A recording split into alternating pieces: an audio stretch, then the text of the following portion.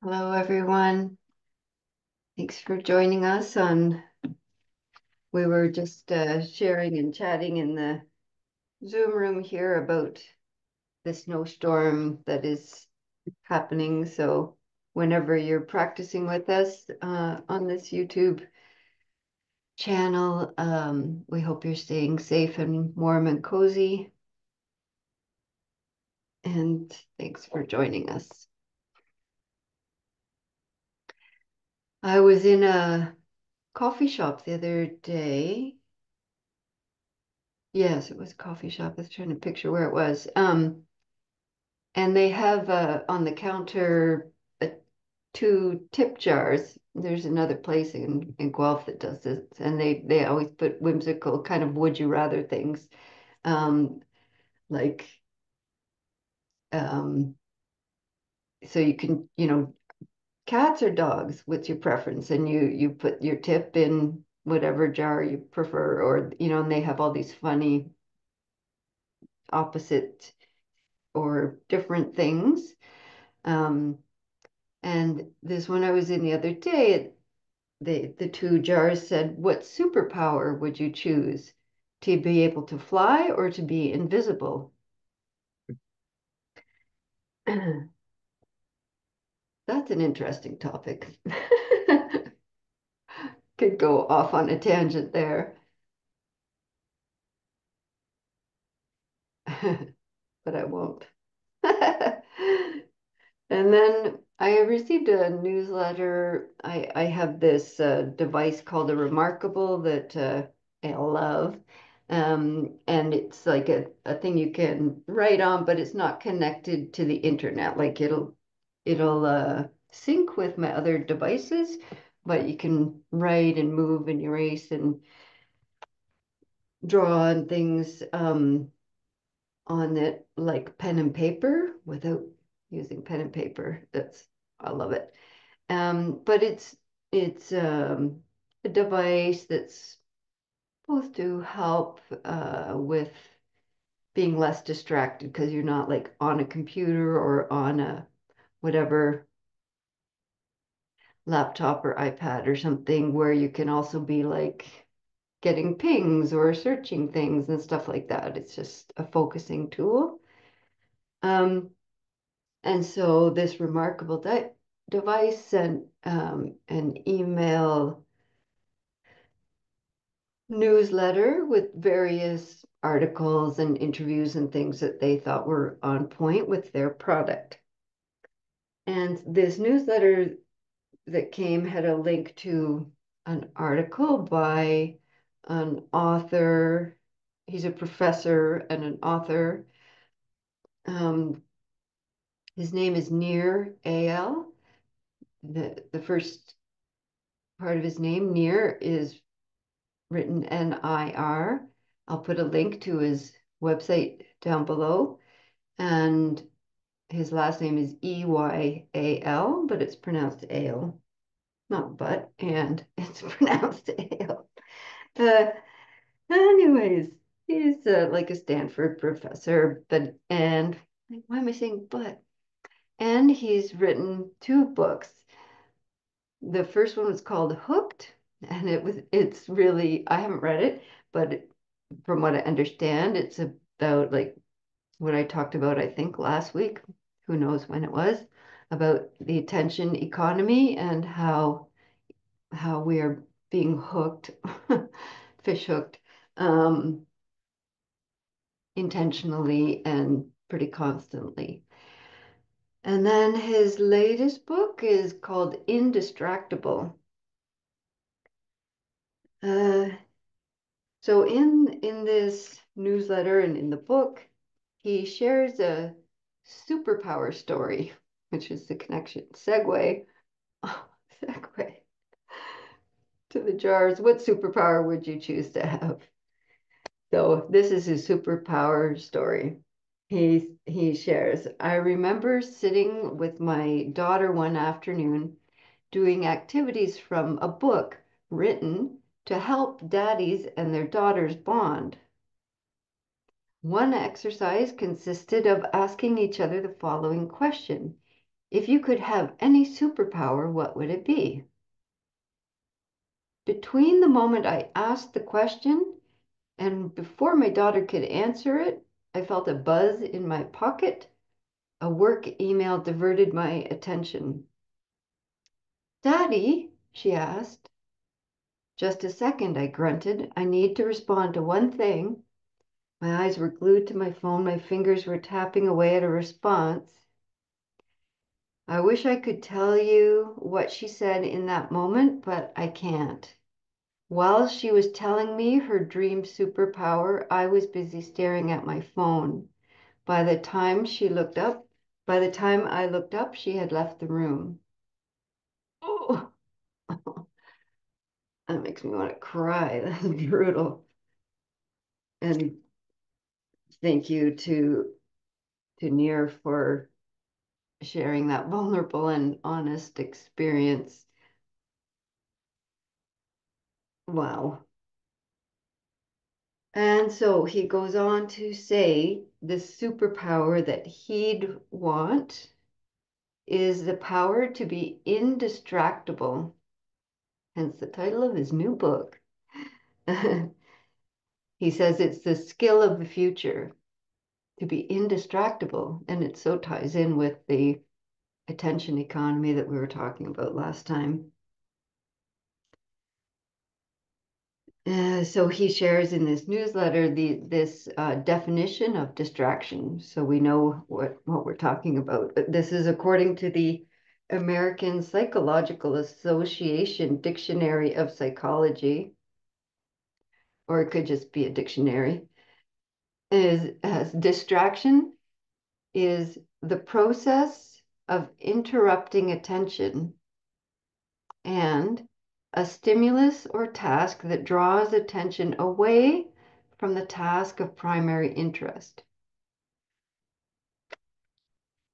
So in any moment, there's so much input happening. We have 6 sense doors, most of us that have all of our functioning sense doors, eyes, ears, nose, mouth, touch, sensation, and the mind is another sense door in Buddhist psychology.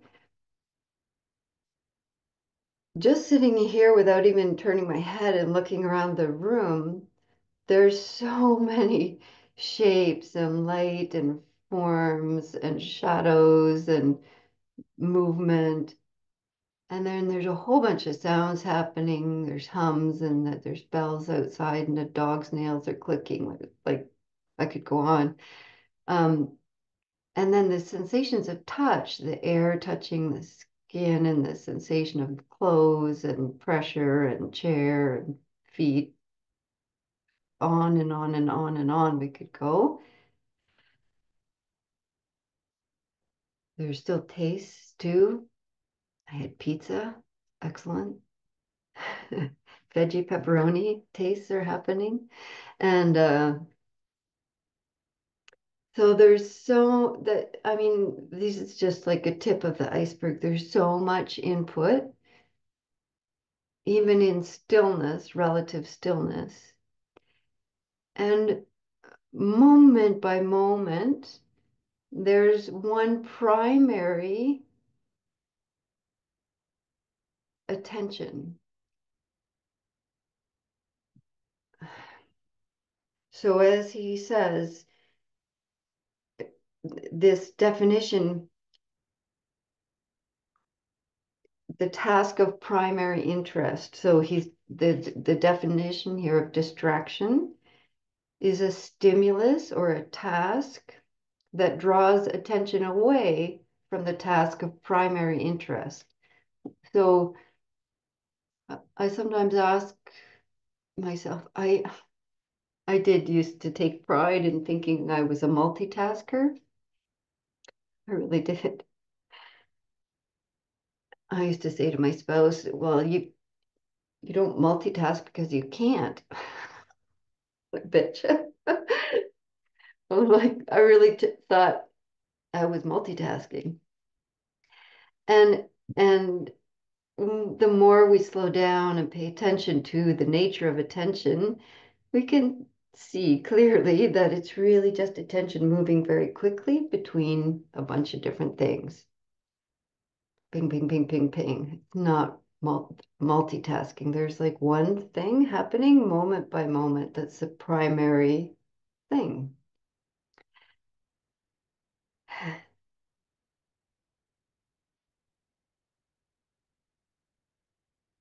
He says that the opposite of distraction is traction. It isn't the literary opposite, but it's an interesting point. The opposite of distraction is traction.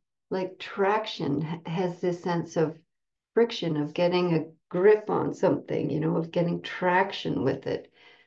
And it requires intention. For us to pay attention to a chosen object in any given moment, there is this quality of traction to it. And this reminds me of very important aspect in the Dharma called vitakka-vicāra. I'll put those words down below in this YouTube link, and I can put it here in the Zoom room if you remind me after, if you want those Pali words. Vitakka is usually called applied thought. This is where you use intention to direct your awareness to the object. And we do this over and over. There's a mental energy, there's mental formations, mental thoughts, and intention. I'm going to pay attention to this. I'm going to pay attention to this over and over. This is part of that practice of vitakka. And it's usually paired. They're like two aspects. The next part, vichara, is sustained thought. It has a quality of rapture, of curiosity, very thorough attention. So we apply, and eventually we keep applying and applying and applying. And then sometimes, if we have a lot of other factors lined up, usually on a longer retreat, the attention can sustain on the object. These two aspects together cultivates what's called access concentration, the beginning of concentration practice. Many folks begin a meditation practice thinking that it's about concentration. They're like, I can't concentrate. I'm no good at concentrating. I can't meditate. And that's not what we're doing here. We're not practicing concentration. Concentration requires a lot of stability, a lot less distraction, a good large amount of calm, uh, consistent practice, very consistent practice. And those are just some of the factors that are coming to mind right now. But in the 7 factors of awakening, it begins with mindfulness and curiosity, which then brings some energy. This energy has a joyful quality, uplifting quality, which then levels off into calm. And then comes concentration, quite far along the process. It's not where we start. There's a simile that the Buddha taught, a beautiful image to help us understand this qualities of vitakka and vichara, applied and sustained thought. or undistractability, the beginning of undistractability. In the time of the Buddha, mm, to have a bath, as far, from what I understand, mm, there wasn't like a bar of soap that we're used to now. It was bath powder. And this powder, the person preparing for the bath would mix this powder with water and gradually keep adding more water and kneading the powder with the water until it becomes like a dough-like consistency, like a doughy ball that holds together and is moist. It's been moistened with water, but it doesn't drip. It holds that moisture like flour and water and becomes doughy, but is retaining and sustaining that moisture.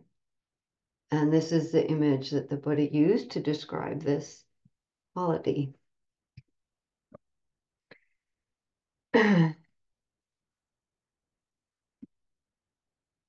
Image that I found helpful on a longer retreat when practicing in this way, it just arose and I found it very helpful. So something like this might be helpful for you, or find your own experience. It's a felt experience. But when attending to the breath as a chosen anchor, we're talking about choosing what we're going to attend to. So in this case, the breath as a meditation anchor. Well, this kind of like in the olden days, uh, maybe they still do this. When you would want to hang wallpaper, you would make a paste, the glue into a paste, and then take a big wallpaper brush with like a big wide brush and dip it in the long tray of paste, and then paste the wall first and probably paste the paper. And this action of feeling the awareness, brushing the breath, the whole length of each breath, like there's applying of thought to feel this inhale and its length, the turn of the breath as it becomes exhale, following, feeling the sensation of the full exhale, a little pause, and then beginning again, so that each breath, paying attention to the whole length of each breath. And at times, then a distraction would arise, some thought, some sound, some sensation, all the distractions, and the attention moves off into some la la la. And then, oh yeah, this is what I'm doing. And we begin again. Apply the attention to the whole breath, feeling the whole experience, not just like, oh, that's a breath,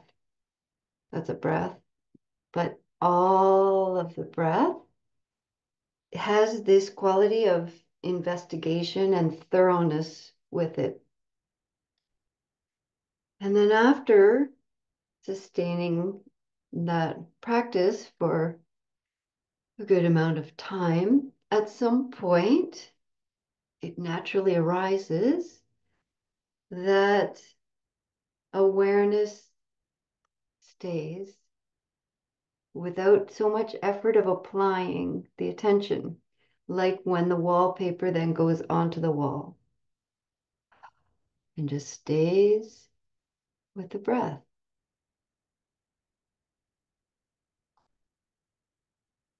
Mm. Mm-hmm. Stuff. I recommend. Um, So when we're using the breath as an anchor, we want to saturate the breath energy, the breath sensation with awareness, thoroughly, fully directing. They're in this beginning part of concentration. In the later degrees of concentration, there isn't applied thinking. But in the beginning, there is this intention, this applied thought. I'm going to pay attention here in this thorough way.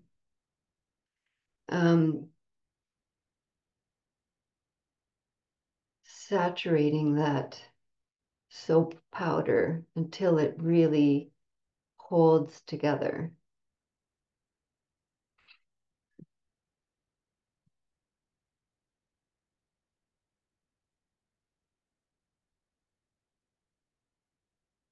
I wouldn't say it's a superpower, but it is a helpful tool. Indistractability or concentration, applied and sustained attention. Sometimes, often, people can be easily become attached to concentration states in meditation because they are accompanied by a lot of pleasant sensations and rapture and happiness and uh, very pleasant. And some people think that's the goal. They get attached to the pleasantness of it, but also think, oh, I'm getting somewhere. I'm accomplishing something. I've attained something. And this is incorrect. It is just a tool, and it is only useful if you apply insight to it, usually done after the fact, not while you're meditating, to see, oh, that was conditioned arising. It is also impermanent. It's also affected by infinite variables, and it is not a reliable source of, it is not liberation. It's just a tool, a helpful tool, for sure. Very important. Um, but not to get distracted and stuck there because that's just another form of dukkha. All right. Anything else?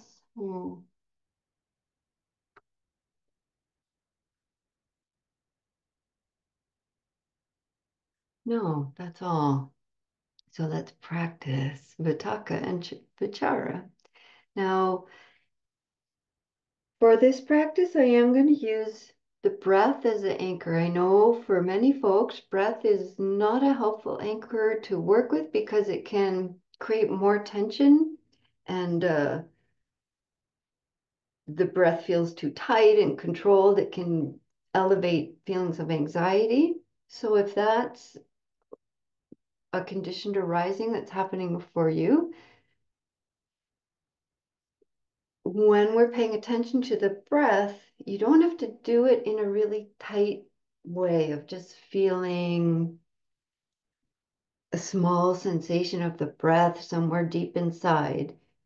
Can keep it quite spacious, as if there's like a sphere of awareness all around you, which there is. And within that space, breathing can be felt. You can just feel breathing is arising, like you can feel the beginning moment sensation of inhale, its length, the top of the inhale, the length of the exhale, little space. So try exploring it in a really spacious way and see if that's accessible and helpful. If that is still creating any feelings of anxiety, pressure, tension, um, you can let that go and apply the same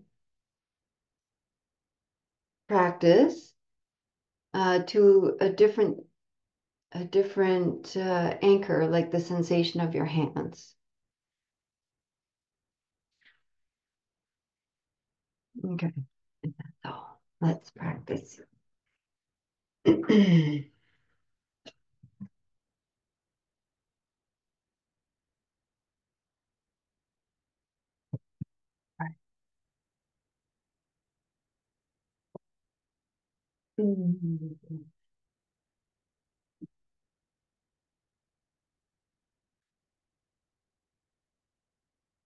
So as always, it's helpful to cultivate the conditions that will support the arising of these factors that we're talking about.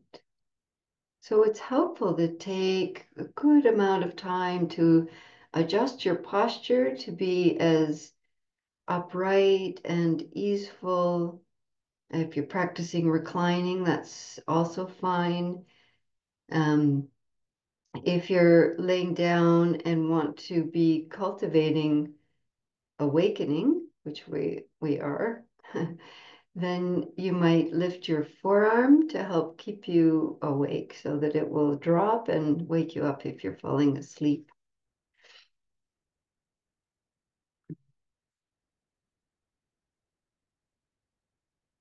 And if you need any other movements or stretch or adjustments or supports.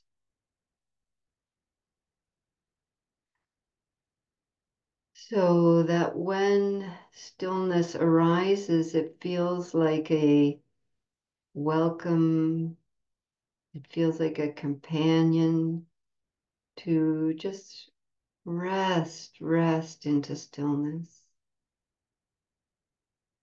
Not an enforced stillness.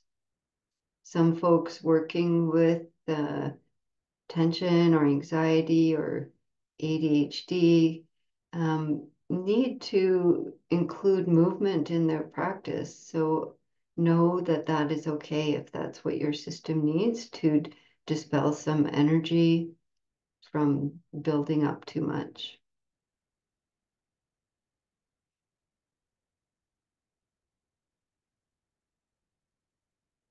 Feeling this sensation of a plumb line dropping down the spine through the sacrum towards the earth.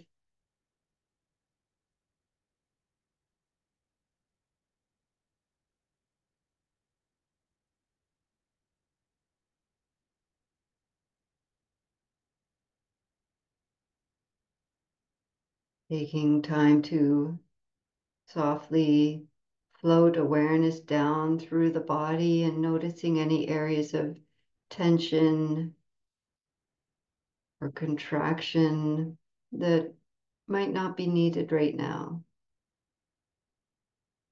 Inviting some awareness and softness to the muscles of the face,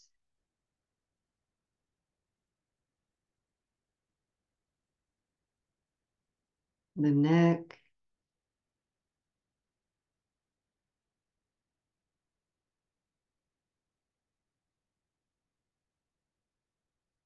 shoulders,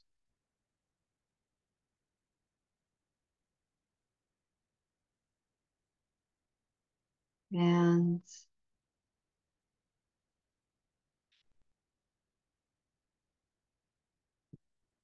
belly,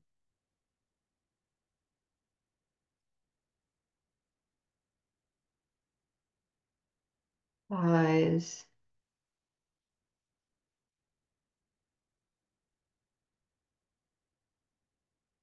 Allow the body to experience its weight.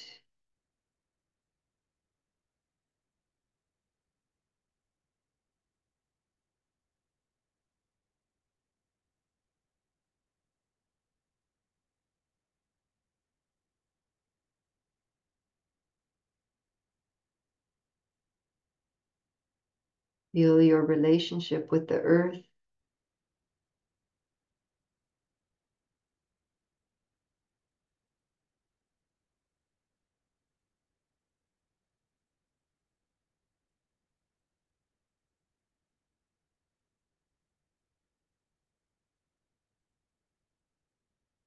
And then feeling the uprightness, the backbone of your sila, your ethics. This is your personal or your lay precepts, your personal values, how you want to show up and move through this world.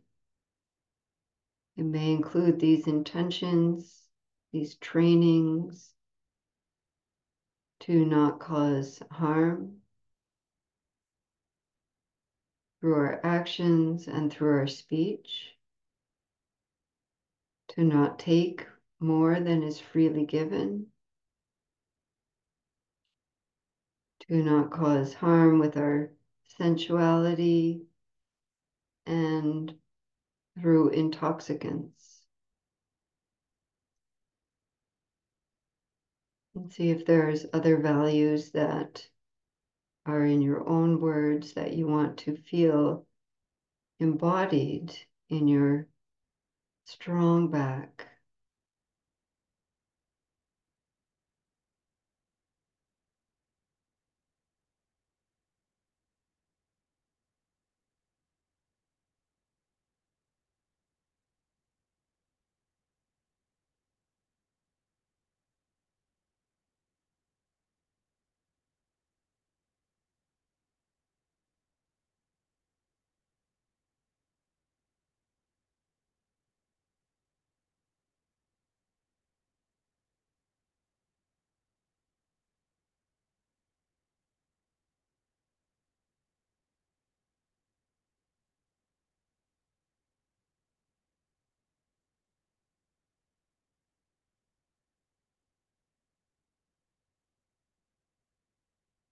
Then from this relaxed, grounded, and upright embodiment,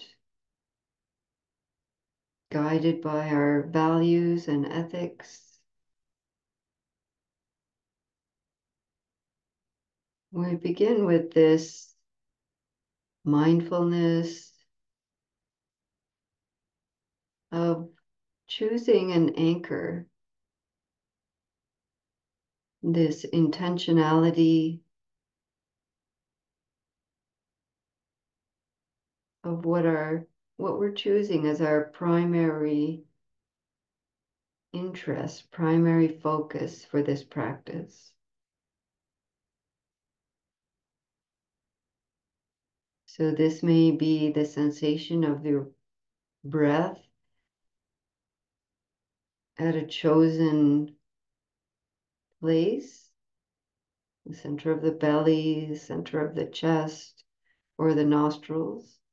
Or, as I mentioned, the breath in a more spacious way, like a sphere of awake awareness around your whole being, in which breathing is happening in a gentle, open, spacious way.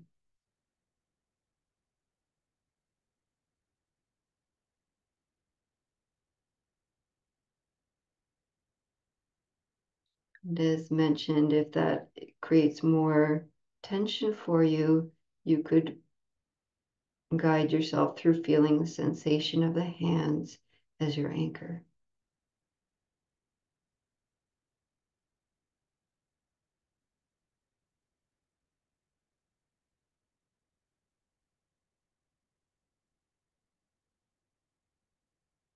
And please don't add any force to attention, to the awareness, the pointing of awareness, not creating more stress and tension, but instead turn up the curiosity.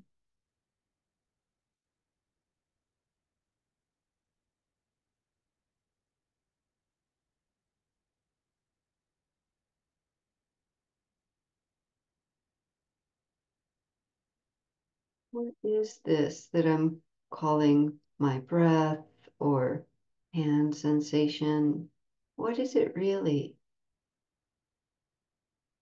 How do I know that's what's happening? What is being felt?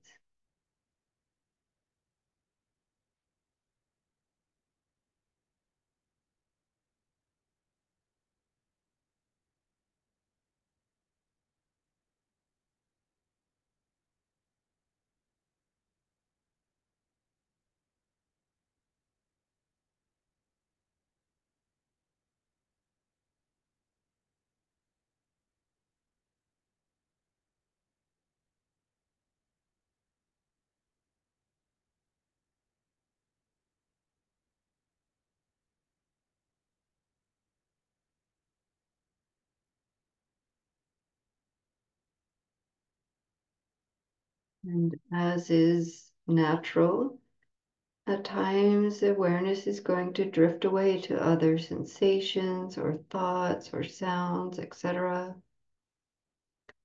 And then we choose to begin again, perhaps picking up that brush of intention and really applying attention and curiosity to the beginning sensation of the breath, the whole length of the inhale, the top of the inhale as the sensation turns and becomes exhale,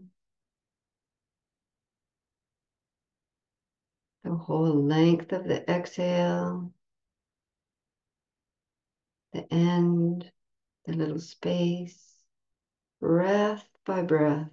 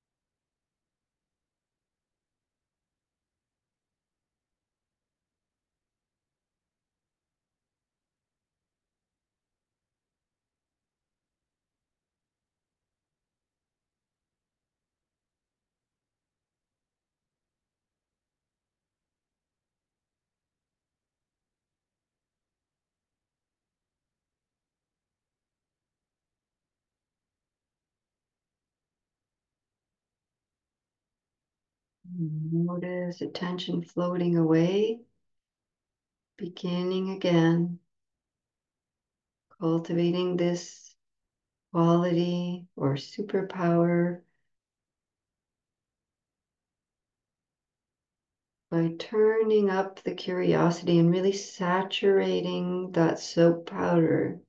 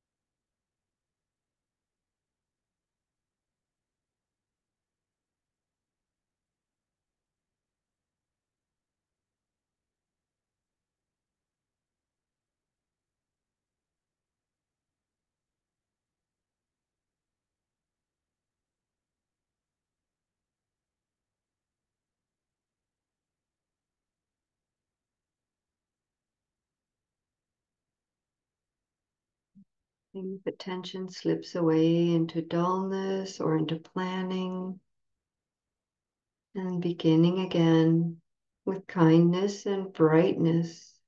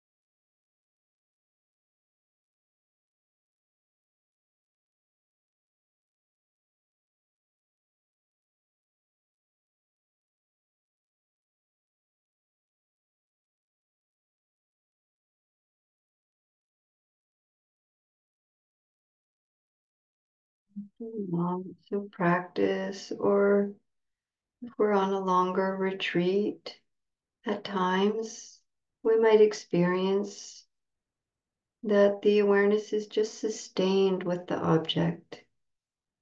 The wallpaper stays, the attention rests with the breath, like a feather on a wave. It just rests and stays.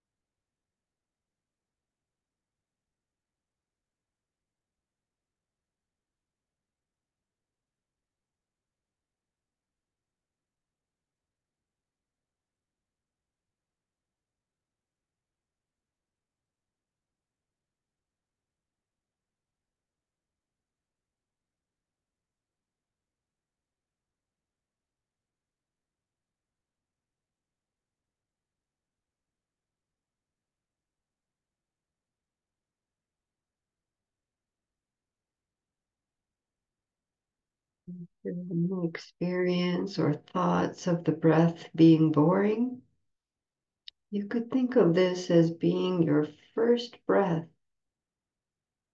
born into this body, first breath, or your last breath, waking up to it.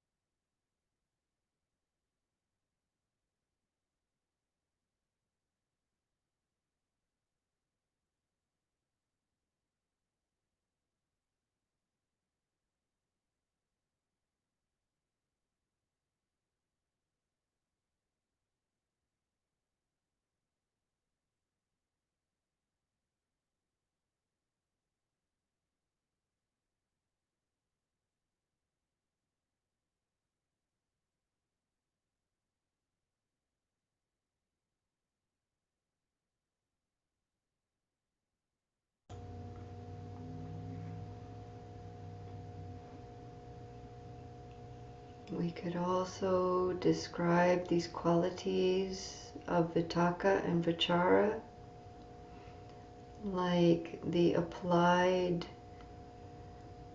sound that will happen in a few moments of the striker hitting the bell. So we apply that touch, and then the sustaining is the ringing out of the bell, that sound. So we'll follow that sound and sustain the awareness with it through to the end of the third sound, and then closing your practice as you do.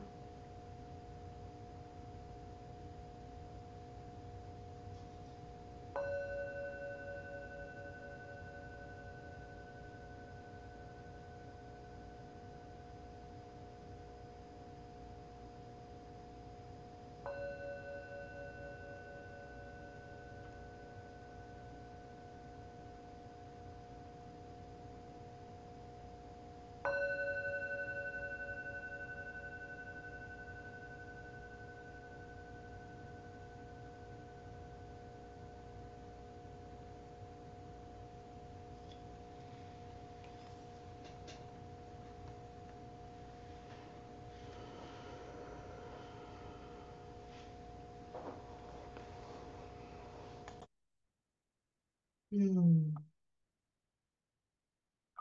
Thank you for your practice. If you've practiced with us in this on the YouTube channel, please check the links below. And I won't be here next week, but I'm happy to practice with you again when we're able. Thank you.